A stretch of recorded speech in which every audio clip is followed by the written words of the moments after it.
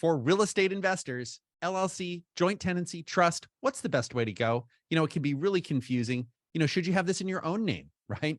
There are a lot of ways to hold real estate because remember this, every piece of real estate has a title. There has to be a name associated with real estate. So, it's not just like a gold bar or something. Real estate, we got to know who the owner is. It's just how it is. We have joint tenancy, tenants in common, revocable trust, irrevocable trust, LLC. We'll talk all about that. I'm your speaker, Jim Cunningham. I've been an attorney for over 25 years, and truth be told, next year will be 30 years. I'm a certified specialist in estate planning, trust, and probate law. I'm a real estate broker, as well as securities and insurance license. So a broad background. And really what we're going to do is, well, here's the attorneys. I'm one of now 13 attorneys at the firm, and we're dedicated to helping people with estate planning, trust matters, real estate matters, generally kind of family business, family wealth type matters, if that makes sense.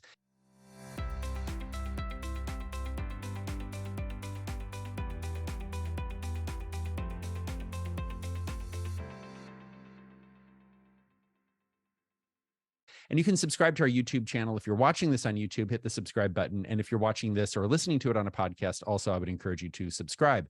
I'm a lawyer. My lips are talking. Words are coming out of my mouth. This is absolutely not legal advice. Like, this is a really important webinar to pay attention to this not being legal advice. This is information. And really, it's education just to get your, the right, you have to hear this stuff, 25 times before it sinks in. At least I did when I first learned all of this information. So, real estate basics. What are we talking about? Well, Americans love real estate, right? Citizens of the United States, people living in the United States, 66% homeownership rate. That is nuts. That's really high compared to the rest of the world. Well, that means 34% of people don't own the real estate. Okay. Now, what we're talking about here is residential real estate. So about a third of the country rents, right? So this can create a really valuable opportunity for many people. Almost 44 million households that pay on average, and this is really mind-blowing, $1,995 average. That's over $1 trillion a year in rent. And this number has really spiked during COVID. As we're coming out of COVID, rents have really increased, broadly speaking, across the country. And you may notice this if you have rentals and you're now renting for significantly more, right? You might be leasing those for significantly more than you were, 4 or 5 years ago. And that's if you're not in a hard rent control area. That's just residential. You can double that when you have commercial and industrial. And that's about 8% of the whole US economy. So I would say this is a very big, 8% of the American economy, big. This is huge. So this is a great opportunity for many people to create wealth over time. And I really stress this. Real estate is an overtime play. Setting aside the flipping and all that other stuff, real estate tends to have a higher transaction cost. You sell a piece of real estate, you're paying 5, 6, 7%.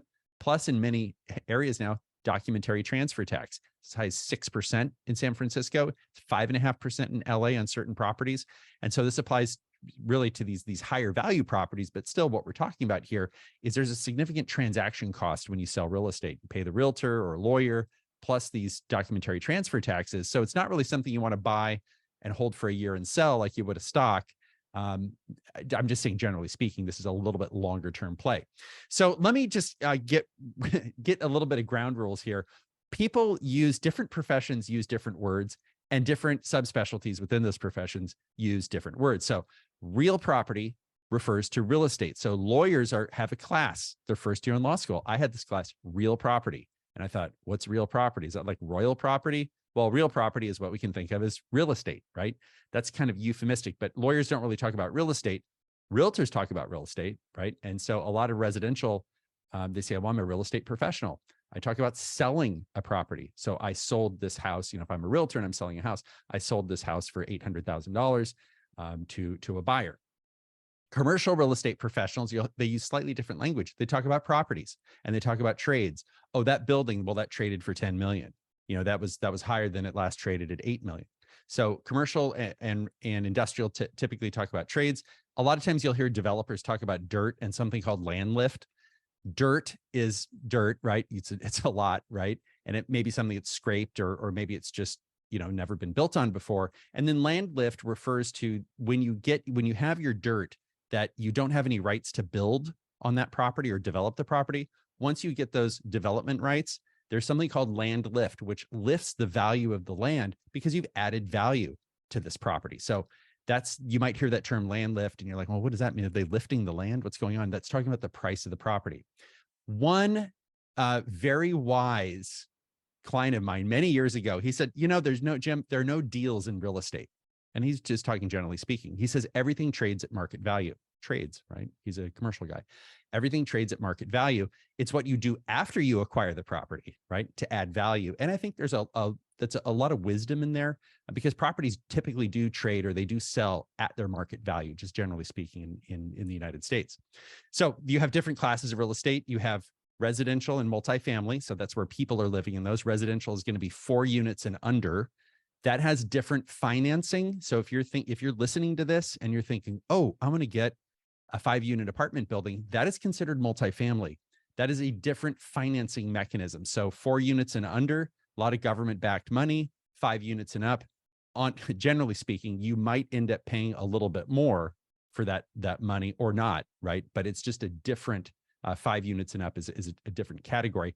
And then you have commercial property. This is going to be your residential and your industrial, your commercial. So I happen to be in an office building right now. This is what is considered commercial property, right? It's an office property. And then you would have industrial, which might be an Amazon distribution center. And then you might have retail, right? So you go to a Starbucks, that would be an example of a retail.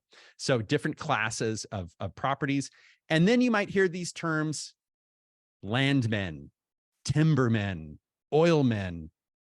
They're all men, okay? So if you're a woman, I suppose there are land women and timber women, but these are some terms you might hear. So a timberman is somebody who goes, oh, I'm going to buy this 80-acre parcel, and what I'm paying for that property is greater than the value of the dirt plus the trees that are on there that I'm going to harvest. So the timberman is looking for properties to harvest, and that's a real thing. It's out there. Obviously, it's dependent on the price of timber.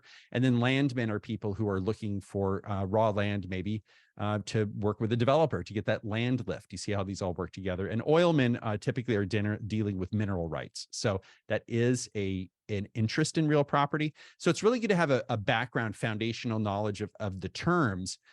Again, all real property has a title. Title controls the ownership of the real property. So now this may be Captain Obvious, but if you want to know who owns 123 Main Street, you can go down to the county recorder. This is done on county by county level, and that's a public record. You can request the last deed, right? Maybe the last vesting deed is what we talk about.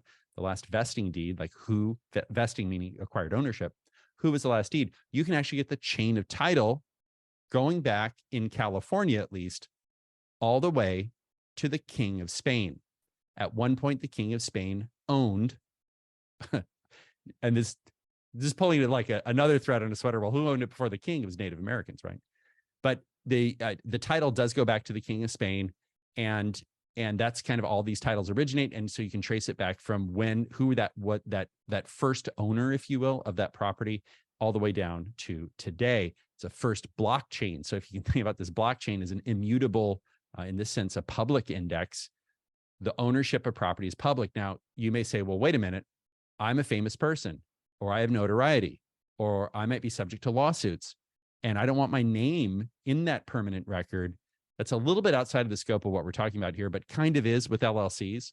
But that is a privacy mechanism. Just bear in mind, if once your name goes on that title, you're forever going to be in that chain of title, and you can't be removed from the chain of title. It's always going to be there historically. So title matters. Who owns a property? Title can determine who succeeds to that property when the owner dies.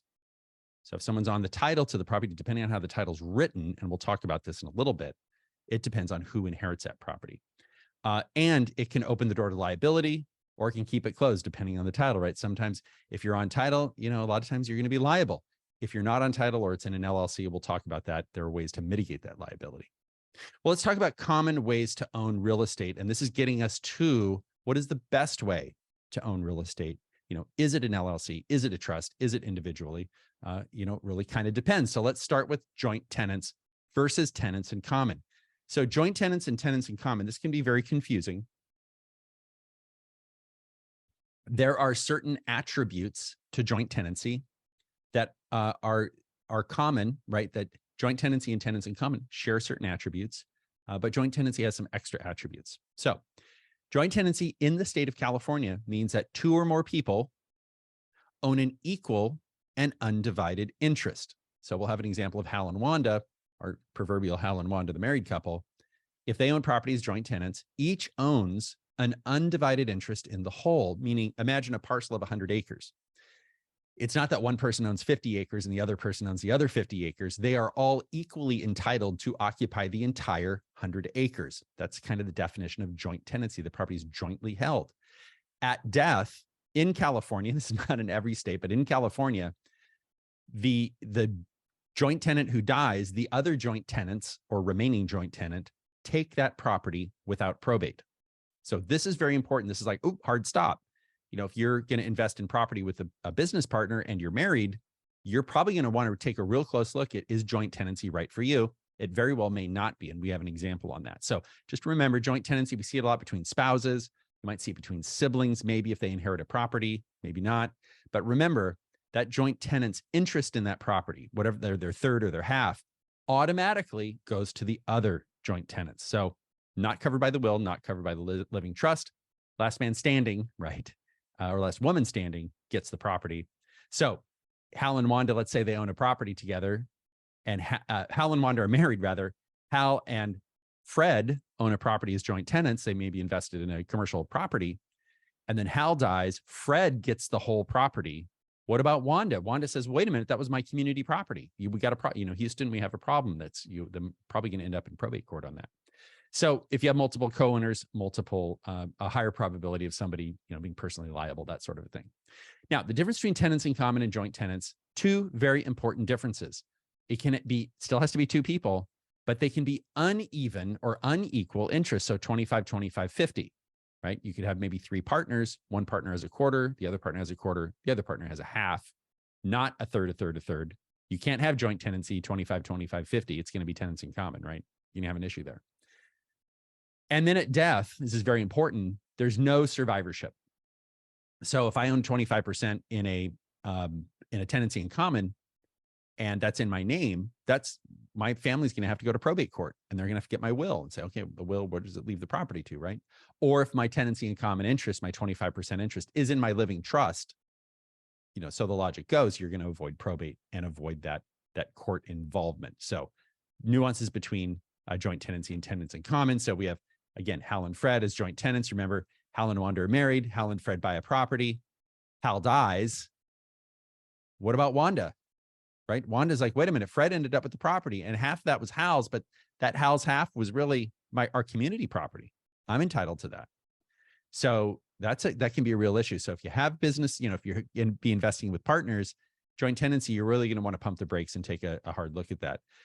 Very, very different. So if Hal and Fred as tenants in common own Greenacre, right? So instead of joint tenants, then Hal can have 75%, maybe Fred has 25. Hal's interest is subject to probate, but if it's in Hal's living trust, that if Hal's 75% on the tenancy in common is in his living trust, it avoids probate. So a little bit of difference between, this is if you have multiple owners. Now let's talk about sole owners. Sole owners have absolute full control over the real estate, can be vulnerable to creditors. LLCs provide varying levels of creditor protection depending on the state, depending on the operating agreement, depending. I know lawyers always love to say it depends, but it really does. Remember, California is very creditor friendly, and typically whatever you can get to, your creditors can get to. So it's a very important concept to understand. So there are ways to insulate liability. There are ways to compartmentalize liability. If you have 10 properties, some people do 10 LLCs, 1 for each property. So if there's a problem with one property, the maximum that investor is going to lose is that one property, and it's not going to infect the other assets and take the whole, your whole net worth down because of something. If there's a problem, and I will say, a lot of people say, well, Jim, I talked to someone who's not a lawyer, and they said, just get insurance, or, don't worry about it. It just doesn't happen that frequently. Here's the thing. I would say the single biggest risk, and this is if you're a sole owner or tenancy in common, and we'll cover community property on the next slide. I would say the single biggest risk is fire. And, California is very prone to fires. If a fire starts on your building and spreads to other properties, if the next big wildfire starts on your property, you're responsible for everything. If that property's in an LLC, at least you've got something to mitigate that liability. Now, you're always responsible for your own negligence. That's just a basic axiom in Anglo-American law. That being said, if something happens that's not your fault, okay, your liability very well may be limited to that LLC. So I would say fire is probably the single biggest danger for investors in California, because you just don't have any control over it, right? All right, California bankruptcy protections. If you're a sole owner, they're very weak compared to other states. I know we really don't want to talk about bankruptcy when you're talking about investing. Probably doesn't affect, if you're watching this, probably doesn't affect you. Hopefully doesn't. And then real estate is transferred to individuals according to state law, and is going to require court involvement. So if you're just if you're there on title and it's not in your living trust, right? It's going to be subject to probate. It's going to be subject to probate if you become incapacitated. If you have no plan, no durable power of attorney for property in place, and you get sick and you can't collect the rents and pay the bills, a court is going to appoint someone to take care of that. And that's called a conservatorship in California. So unless, of course, the property's in a trust, then you avoid it. So I would say if after listening to this or watching this, you go, wow, an LLC is not for me, just make sure if it's a sole ownership, get a living trust. That property should be in your living trust, just on a very high level. Now, I'm not making a recommendation one way or another, but if you're the sole owner, you probably want to think about having that in your living trust in order to avoid the probate. So married owners have a lot of choices. And if you're married and you've ever bought property in California, you know that you just have all these different choices, and they give you a list of like 9 options. And you're like, oh my goodness, which one do I pick? Well, something to understand is if all property acquired during marriage is considered community property, except property acquired by gift or inheritance. Now, separate property can easily, when compared to community property, significantly easier to become community property than community property to become separate property. Typically, community property to separate property requires a writing, like some type of agreement. Many times, 1, 2, or 3 lawyers are involved. Okay, 1 lawyer to represent the couple, and then 2 lawyers to represent each individual spouse. Lawyers are very skittish, I will tell you, when it comes to doing a postnuptial agreement or some type of prenuptial agreement. That you have to proceed very carefully as a lawyer, because you have tremendous liability. You know, your liability is potentially all of the community or separate property. So over the years. So let's talk about methods of holding title. Hal and Wanda, we'll use an example. Hal and Wanda can take title to Green Acre as Hal and Wanda. What does that mean? If you don't have anything on there, that is tenants in common. The default in California is tenants in common. The default is not joint tenancy. So that would be tenants in common. If Hal and Wanda don't put it in, and they could also put it in their trust, that avoids probate. But if it's just Hal and Wanda, not in their trust, it's going to go through probate when either Hal or Wanda die. So the survivor of them will have to go to probate court to clear title. Hal and Wanda as community property. The advantage here by calling it community property is when Hal dies, or Wanda, but we'll kill Hal first. When Hal dies, that entire property gets an adjusted cost basis. Now, what does that mean? When Hal dies, let's say they bought a property for $100,000, they've depreciated it to 50, and it's worth $1 million. Wanda can sell that property for $1 million and pay no capital gains tax. Let me say that again. If Hal and Wanda are alive, that's going to be $900,000 in gain, $50,000 in recapture depreciation, probably $300,000 in taxes or more. Hal dies, Wanda can then sell the property because it was titled as community property, because it was community property. She can sell that free of any capital gains tax if she sells for the value, the date of death value, right? Without any further depreciation. Now, the problem is when Hal dies, if it's titled as community property, Wanda has to go to probate court to remove Hal's name and confirm that the property is in her name as the surviving community spouse. Now, California came up a few years ago with a new type of deed that is community property with right of survivorship. Great. Now, Wanda doesn't have to go to court. Now, Wanda could take the property, Hal and Wanda as joint tenants. The problem is title. There's this term in the law, title controls. That property is joint tenancy property for death tax purposes, meaning, remember I said that if Hal died in his community property, Wanda could sell the property tax-free. If Hal and Wanda own it as joint tenants, you only get a partial adjusted cost basis, meaning Hal's interest, right? It only goes halfway, maybe $550,000 is the new basis on that $1 million example. So Wanda would be subject to capital gain on 450,000, maybe 150,000 in tax. If you don't get that, rewind this a little bit and listen to it again. I'm going to say this another way. If you're married and the property is titled as community property, full adjusted cost basis at death, or it's in your living trust, right? And you've connected the dots on the living trust. But if it's held as joint tenants, you only get a 50% adjusted cost basis. This is pretty important.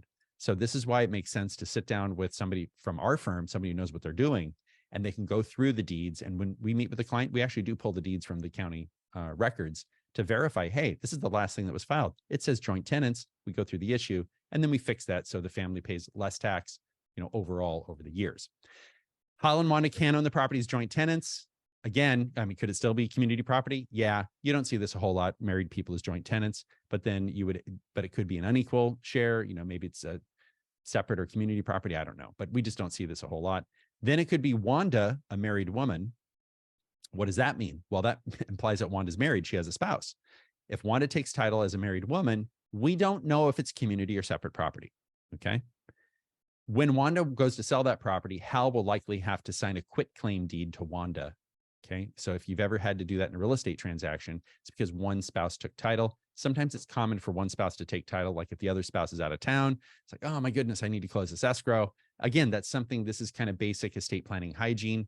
You're going to want to take a look at this. If you do have investment properties, you're going to want to kind of take these properties brick by brick, property by property, and verify the title in order to maximize tax benefit and avoid going to probate court. And then Wanda can take title as Wanda, a married woman, as her sole and separate property. Still, when she's taking title, sometimes Hal would have to sign that deed as their closing escrow, maybe on the front end, not so much the back end. But those are the different ways that you can hold title. And we do have some questions that we'll get to here. Well, we'll finish here with the revocable trust. So if you own property, a lot of our clients own rental property, real estate, investment real estate. Some do have it in LLCs. Some do have it in their living trust. You have these issues. If it's a revocable trust, you can name yourself to manage and enjoy the real estate. So if the property's in your trust and you're the trustee of the trust, you control it. It bypasses probate at death. And if you have an incapacity, so if you have real estate, investment real estate, and you don't have it in an LLC and it's in your name, you're probably going to want to look at setting up some type of trust, or at least getting that property into your trust and then reviewing your trust every 3 to 5 years. An irrevocable trust is something that's a little different. I'm just making the difference between revocable and irrevocable. Revocable is revocable. You can amend it. You can restate it. You can change it, right? An irrevocable trust is unamendable, but sometimes you can modify it. Attorneys slice the bologna thin. These irrevocable trusts sometimes can be modified, but generally they are irrevocable and unamendable. And we use irrevocable trusts for a lot of different reasons. It may have superior asset protection attributes, whatever it is, but something to understand.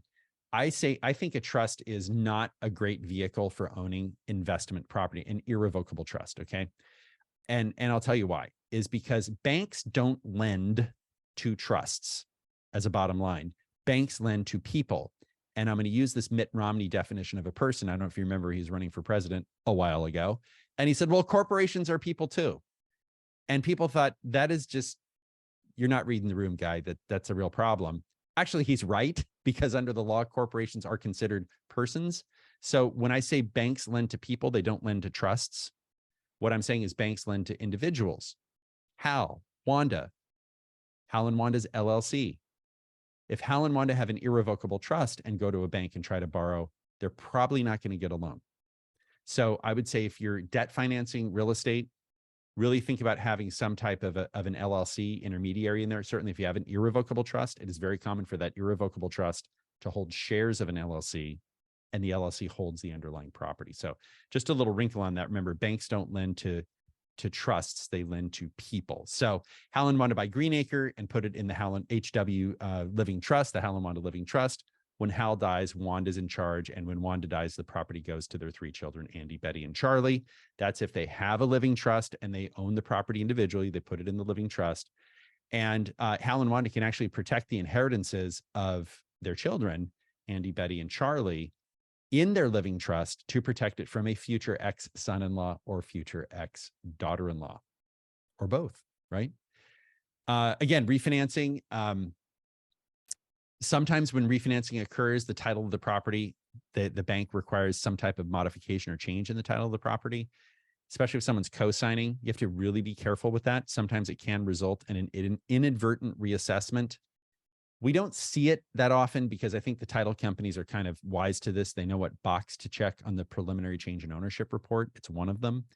But it's something to pay attention to. So we don't see it as a problem a whole lot, but it could be a problem if you don't get the paperwork absolutely right. So now here's something we hope you really like, right? From Rocky and Bullwinkle, using an LLC for real estate investing. Many people, they go, great, this is why I'm watching this. How does this work? If it's 1 to 4 units, we typically recommend that. It's just a good idea. It gives you some protection. It protects the fire thing I mentioned. If a fire starts in your building and spreads to other buildings, I would say for commercial properties, office, retail, industrial, multifamily, 5 or more, I just think there are too many risks to not have it in an LLC. When you look at all the things that can possibly go wrong, and remember, all those tenants are probably going to have insurance. If it's commercial, industrial, all those tenants are going to have insurance. You might have a warehouse with inventory, and some other tenant starts a fire and spreads to that other tenant. Well, guess what? You're going to be sued too. Your insurance is going to come in there. You may not have insurance for all that. So this is something you really want to pay attention to if you're renting to commercial or industrial tenants. Make sure they have adequate coverage for all of their insurance needs. And that really should be a requirement in your lease. And you have to check in. Typically, you check in annually with them to make sure that they are taking that they're following the terms of the lease and that the insurance requirement is in the lease. I would say ranching and farming, absolutely essential. We have clients who are ranchers and farmers. We really encourage them to get those properties into some type of an entity. There's just too much risk. Gives you a little bit of flexibility, isolates the liabilities, right? That's a real important key issue. If you have 10 properties and there's a problem with one property and you don't have any asset protection, you don't have any this sort of segmenting of liability, it can take out your whole estate. You're going to be personally on the hook. And then you've got flexibility in management and distribution. So you might appoint a manager, like you might be managing your properties, but if you have 30 or 40 or 50 properties, you might go, oh my goodness, this is hard for me to do on my own. Well, do you do a power of attorney to somebody? Well, that doesn't really make sense. A lot of people look to the LLC because they can appoint a manager. They can appoint someone to act on the behalf of the LLC, but not on behalf of your personal stuff as well. So LLCs, they do pay taxes in California. We don't see LLCs paying income and capital gains taxes in the context of real estate, and those profits pass through to the individual owner. It's reported on the owner's 1040, typically, ultimately.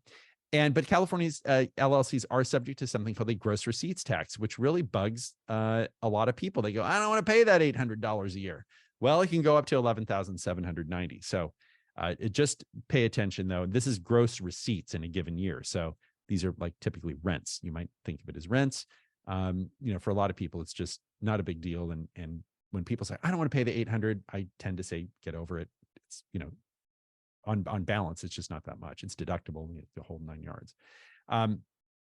Now, here's really the case for an LLC buying the property. Instead of humans buying the dirt, the LLC buys it, right?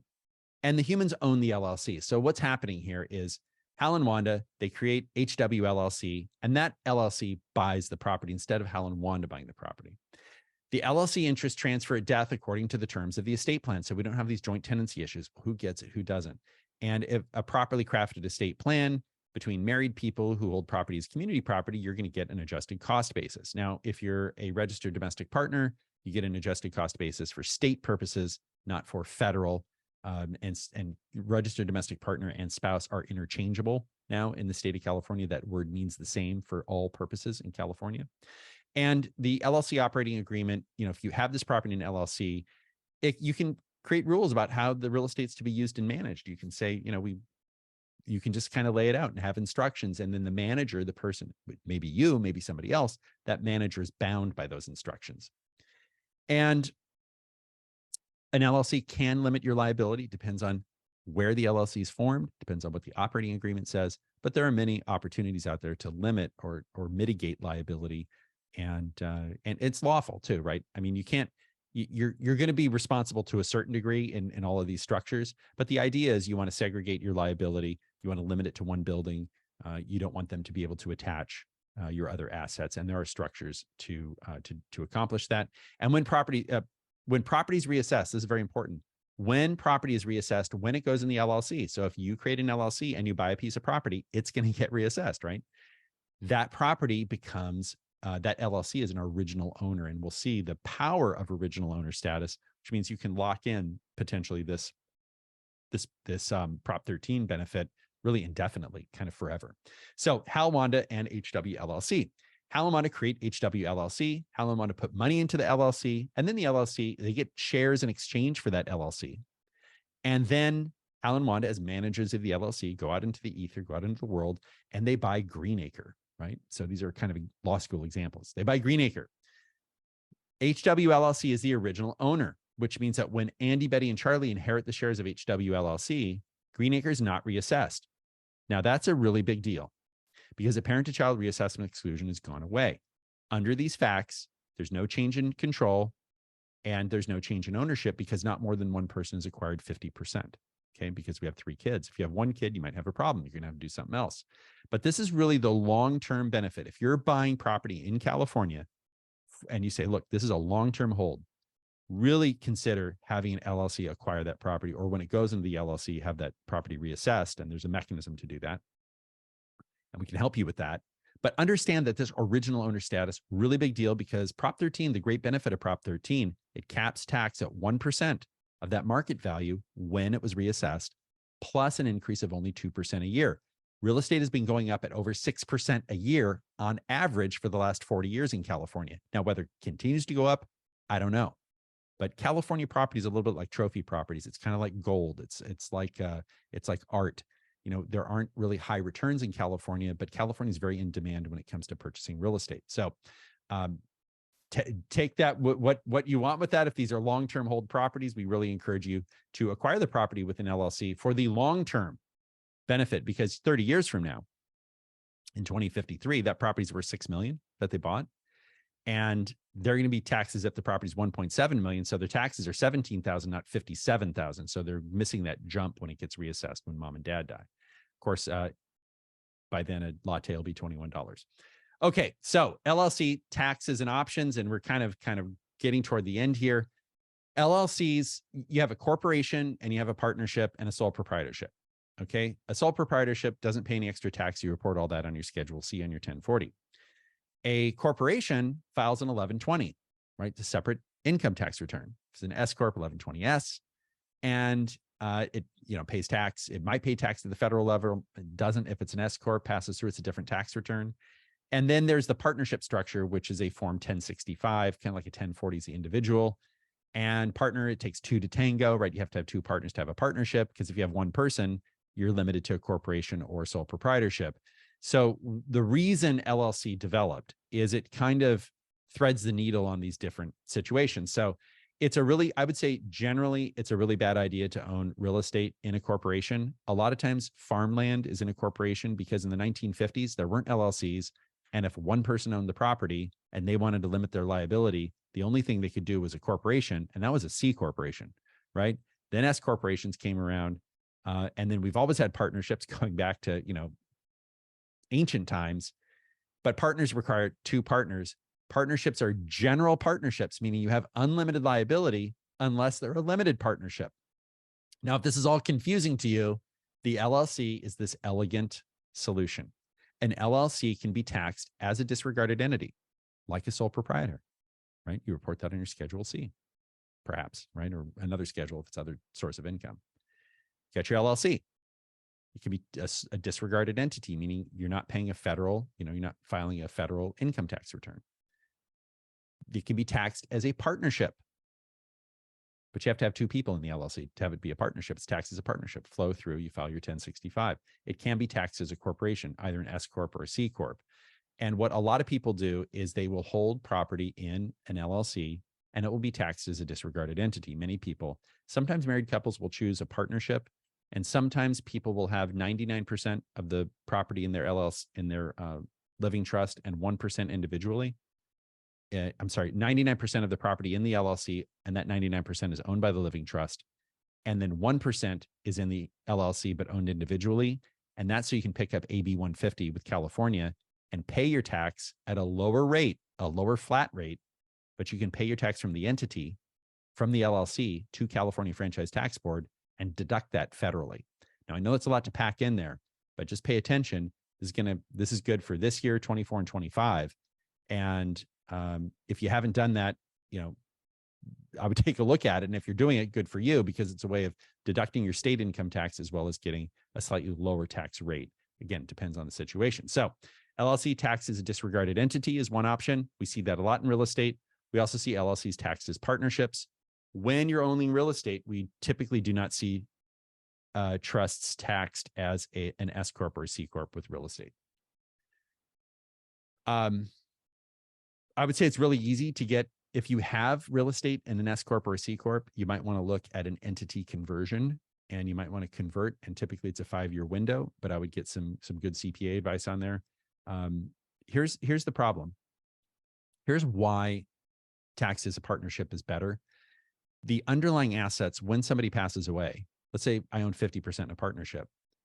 My 50% in that partnership, I get an adjusted cost basis on 50% of the assets inside of the partnership. So those assets, when we terminate the partnership, I get my 50% share in the properties. I'm dead. My wife does. She can sell that property and not pay capital gains tax. If it's in an S Corp, you do not get an adjusted cost basis on the assets in that S Corp.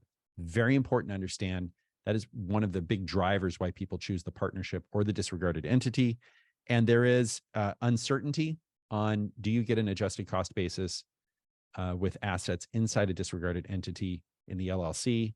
I have not yet found a good answer. I think most people just kind of assume that you get an adjusted cost basis. But again, I've not, the IRS is a little vague on this. I'm just, truth be told, they have not come out definitively and ruled one way or another. So Karen, your LLC does require care and feeding. Business entities require maintenance. I would recommend that you have in professionals involved, and a lawyer essentially as the project manager. So we're one of the 3 legs on the stool here. You might have a realtor might be in there, so a real estate broker. And I would say prepare yourself for a fairly lengthy and deep relationship with your advisors, all of them.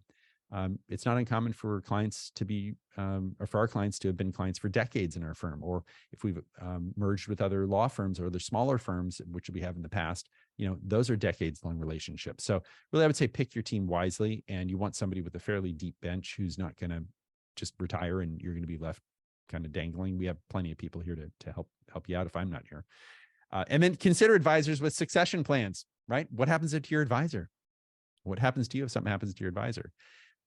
Also, if you have significant real estate holdings, consider a multifamily office. So Hal and Wanda in their 60s, they've got a $17 million real estate portfolio, $8 million stock portfolio, $2 million home, and $5 million beach house. What is that?